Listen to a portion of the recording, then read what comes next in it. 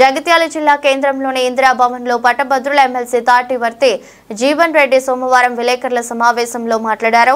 ఎన్నికలు చేసిన వాగ్దానాలను అమలు చేసేందుకు కాలపరిమితి 5 సంవత్సరాలు దశల వారీగా అమలు చేస్తారు. కాంగ్రెస్ పార్టీ మాత్రం నిరుపేద వర్గాలకు సంక్షేమ పథకాలకు అందించేందుకు కాంగ్రెస్ అధికారంలోకి వచ్చిన వెంటనే సంక్షేమ పథకాలు అమలు చేయడం ప్రారంభించినాం. రాజశేఖర్ రెడ్డి దేశంలో ఎక్కడా లేని విధంగా ఉచిత విద్యుత్ అమలు చేశారు. సీఎం రేవంత్ రెడ్డి గృహ అవసరాలకు 200 యూనిట్ల వరకు ఉచిత విద్యుత్ అమలు చేస్తున్నారు.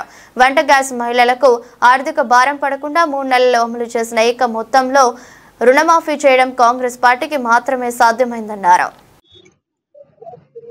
వాగ్దానాలు కానివ్వండి, ప్రణాళికే కానివ్వండి కాక ఈ రాజకీయ పార్టీ కానీ, శాసనసభ కానీ, పార్లమెంట్ కానీ కాల పరిమితి 5 సంవత్సరాలు ఉంటుంది. మనం ఎన్నికల్లో పొందుపరిచి ప్రకటించే ప్రణాళిక కాల పరిమితి 5 సంవత్సరాలు.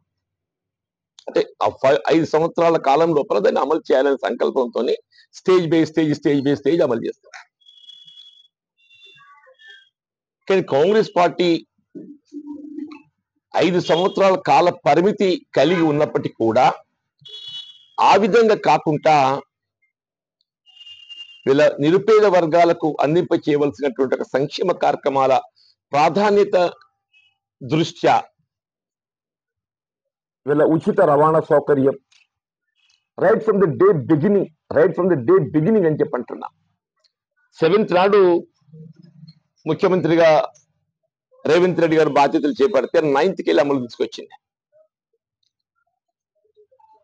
మీరు ఇమీడియట్ గా ఏదైతున్నదో ఆనాడు రాజశేఖర్ రెడ్డి గారు రైతాంగానికి సంబంధించి వ్యవసాయ రంగాన దేశంలోనే ఎక్కడ లేని విధంగా ఉచిత విద్యుత్ సౌకర్యం కల్పింప చేయబడే విధంగా కార్యక్రమాన్ని అమలు తలపెడితే వీళ్ళ మళ్ళీ ఏదైతుందో గృహ అవసరాలకు సంబంధించి 200 యూనిట్ల వరకు ఏదైతే ఉచిత విద్యుత్ సౌకర్యం కల్పింప చేయబడే విధంగా with in month of assuming charge నాకు ఇప్పటికి గుర్తుంది. యస్మిన్ భాష కలెక్టర్ గారు ఏదైతుందో ఇక్కడ బొడి జంగల్ కాలనీ ప్రోగ్రాం ఏర్పాటు చేసి దాన్ని ఆరంభింపజేసిన మన జగిత్యాలకు సంబంధించి. అంటే కుకింగ్ గ్యాస్ కు సంబంధించి కూడా ఏదైతున్నదో 500 రూపాయల పైబడి ఏదైతే ఆర్థికంగా భారం అవుతే ఆ పై భారాన్ని రాష్ట్ర ప్రభుత్వమే భరించే విధంగా మన పార్లమెంట్ ఎన్నికల కన్నా ముందే అమలు తేవడం జరిగింది. అంటే విత్ ఇన్ 3 months రుణమాఫీకి సంబంధించి కూడా అంటే వాస్తవంగా ఏదైతుందో ఏకమొత్తంగా రుణమాఫీ చేయటం అనేది కేవలం కాంగ్రెస్ పార్టీతో మాత్రమే మనకు సాధ్యమైంది. ఆనాడు కేంద్ర ప్రభుత్వం యూపీఏ ప్రభుత్వం ఏదైతుందో మన్మోహన్ సింగ్ గారు ప్రధానమంత్రిగా, సోనియా గాంధీ గారు యూపీఏ చైర్పర్సన్ ఏదైతుందో ఎన్నికల్లో ఏ విధమైన వాగ్దానం చేయకున్నప్పటికీ కూడా వీళ్ళ దేశంలోని రైతాంగం అందరినీ కూడా రుణముక్తులు చేయాలనే భావనతోని ఏకమొత్తంగా 1,00,000 రూపాయలు రుణమాఫీ చేసిన ఘనత కాంగ్రెస్ పార్టీ అని చెప్పండి. ఆనాటి నుండి ఈనాటి వరకు మధ్యలో మోడీ గారు ఏదైతుందో 10 సంవత్సరాల కాలం గడిచిపోయిందా. వాళ్ళు అప్పుడప్పుడు బీజేపీ నాయకులు కూడా మాట్లాడుతుంటే ఆశ్చర్యం కలుగుతుంది. వాళ్ళు ఈనాడు కూడా ఏదైతుందో రైతాంగానికి సంబంధించి రుణమాఫీ చేయాలనే ఆలోచన కూడా చేయలేదు. చేయలేదని చెప్పంటాడు.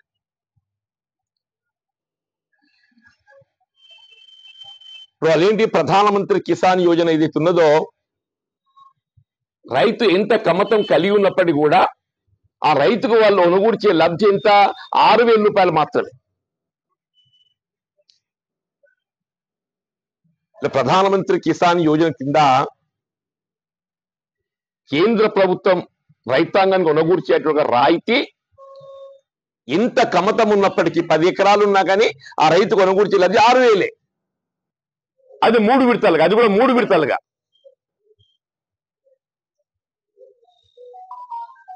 ఇక బీఆర్ఎస్ పార్టీకి వస్తే మనకు తెలియంది కాదు. మొదటి పర్యాయం ఏదైతుందో ఎన్నికలప్పుడు ఏకమొత్తంగా అమలు చేయడం జరుగుతుందని చెప్పి పేర్కొని కూడా విడతల వారీగా 5 సంవత్సరాల కాలంలో ముందస్తు 25,000, తర్వాత 50,000, తర్వాత 75,000, తర్వాత 1,00,000.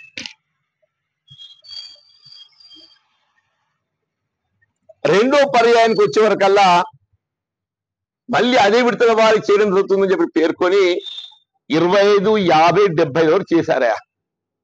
75 పై పడ్డటువంటి ఒక ₹1,00,000 వరకు ఉన్నటువంటి ఒక రైతాంగానికి అప్పు చివరికి చేతులెత్తేసి మీలాగా ఏదైతుందో ప్రాజెక్టుల పేరట ఏ విధంగా మీరు దుర్వినియోగం చేసిలో కళ్ళ కనబడుతుంది అంటున్నా. కానీ ఇవాళ కాంగ్రెస్ పార్టీ చేసిన అప్పు ప్రతి పైసా రొక్కం ఏదైతుందో అది సద్వినియోగం కావాలనే భావనతోనే రైతాంగానికి చెల్లిస్తుంది. ఈ తగ్గించిన 1,500 కూడా ఏం చేస్తుంది అది కూడా మీరు గమనించాలి. రైతుతో పాటుగా రైతు కూలీ కూడా ఉన్నారు సమాజంలో. రైతు కంటే రైతు కూలి మరింత దయనీయ పరిస్థితుల్లో ఉన్నాడు. రైతు కంటే రైతు కూలి మరింత దయనీయ పరిస్థితుల్లో ఉన్నాడు. ఒకవైపు రైతుకు పెట్టుబడి సమకూర్చడంతో పాటుగా రైతు కూలీ కూడా చేయూతని వాళ్ళ భావనతో ఏదైతుందో ఆ రైతు కూలీలకు కూడా నెలకు ₹1,000 చొప్పున సంవత్సరానికి ₹12,000 ఇచ్చే విధంగా కార్యక్రమం అమలు చేయదలు పెట్టిందా. ये చెప్పండి इधर किसान को मदद कर रहे हैं,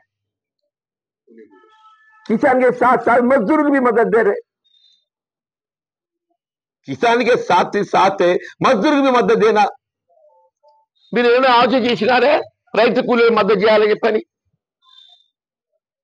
వీళ్ళ కేంద్రంలో ప్రభుత్వమే కానీ రాష్ట్రంలో ప్రభుత్వమే కానీ కొత్త ప్రభుత్వాలు కాదు. వాళ్ళు 10 ఏళ్ళు రాజ్యం చేసిండ్రు, వీళ్ళు 10 ఏళ్ళు రాజ్యం చేసిందా. మీ 10 సంవత్సరాల పాలనలో ఎన్నడైనా ఎదుగుతుందో రైతు కూలీలను కూడా ఆర్థికంగా ఆదుకోవాల్సిన బాధ్యత ఈ ప్రభుత్వంపై ఉన్నదని ఆలోచన చేసిన మీరు. వీళ్ళ కాంగ్రెస్ పార్టీ ఏదైతుందో వీళ్ళ ఎన్నికల ప్రణాళికలో పేర్కొన్న బడ్డ విధంగా అంటూనే రైతుతో పాటుగా రైతు కూలీ కూడా ప్రాధాన్యత ఇవ్వాలి అనే ఆలోచనతోని ₹12,000 రైతు కూలీలు కూడా సహాయం మొనగూర్చే విధంగా కార్యక్రమాన్ని రేపు 15th January అంటే 26కి అమలు చేయాలి. అంటే ఈ కొంత వెరిఫికేషన్ ప్రాసెస్ ఉంటుంది కదా, ఇవన్నీ పూర్తి చేసుకొని 26th January ఈ 2 కార్యక్రమం అమలు చేయాలని చెప్పి సంకల్పించి ఉత్తర్వులు జారీ చేసి అది హర్షించాలి. దాన్ని కోడిగుడ్డు మీద దాన్ని ఏదో అంటారు కదా పీకినట్ట, కోడిగుడ్డు మీద ఈకినట్ట ఏం దొరుకుద్ది. మరి బీఆర్ఎస్ వాళ్ళు అంటేనేమో వాళ్ళు పూర్తి గిదే పని చేస్తారు. వాళ్ళు బీజేపీ వాళ్ళని కొద్దిగా ఆలోచన చేసి మాట్లాడారు కదా, వాళ్ళు కూడా గంతే అయినరు. ఇప్పుడు బీజేపీలు కూడా గంతే అయినరు. స్థానిక సంస్థల ఎన్నికల దృష్ట్యా ఈ కార్యక్రమాన్ని అమలు చేస్తున్నారు. విధుల కథ చేయకుండానో చేస్తలేరు, చేస్తేనో స్థానిక సంస్థల ఎన్నికల కొరకు చేస్తున్నారు. ఎన్నికలు ఎప్పుడు వస్తూనే ఉంటాయి, ఒకటి కాకుండా ఒకటి వస్తూనే ఉంటుంది. అంటే మీరు చేయాలని కోరుతుందా వద్దంటుందా? చేస్తేనో స్థానిక సంస్థల ఎన్నికల దృష్ట్యా చేస్తున్నా చెప్పి అంటుందా? చేయకుండా ఏమంటారు అంటే అసలు మీరు చేయాలని కోరుతుందా లేకుంటే చేయొద్దని కోరుకుంటుందా?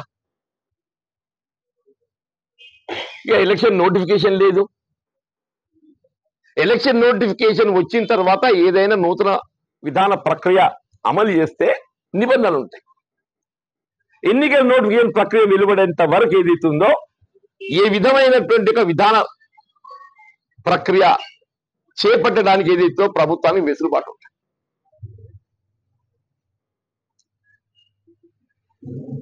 ఆల్మోస్ట్ నేనేమంటున్నా, వాస్తవంగా ఇప్పుడు ప్రస్తుతం రాష్ట్రంలో పరిస్థితులలో ఏ కార్యక్రమం అమలు చేయాలన్నా కానీ కొంత ఇబ్బందికరమే. డెఫినెట్లీ దాదాపు 7 లక్షల కోట్ల పైన అప్పుండంగా మీ పుణ్యం నెలకు 10,000 కోట్లు అప్పు చేస్తున్నాడు, మరి ఏం చేయమంటుంది? నెలకు 10,000 కోట్లు అప్పు చేస్తున్నాడు మరి ఏం చేయమంటావు?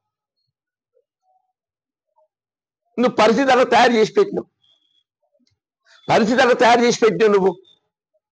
కానీ ప్రభుత్వం ఏదైతే అప్పు చేసినా కానీ అది సద్వినియోగం కావాలనే ఒక భావన తపనతో ఏదైతుందో, అప్పు తెచ్చేనే 21,000 కోట్లు ఏదైతుందో రుణమాఫీ చేసి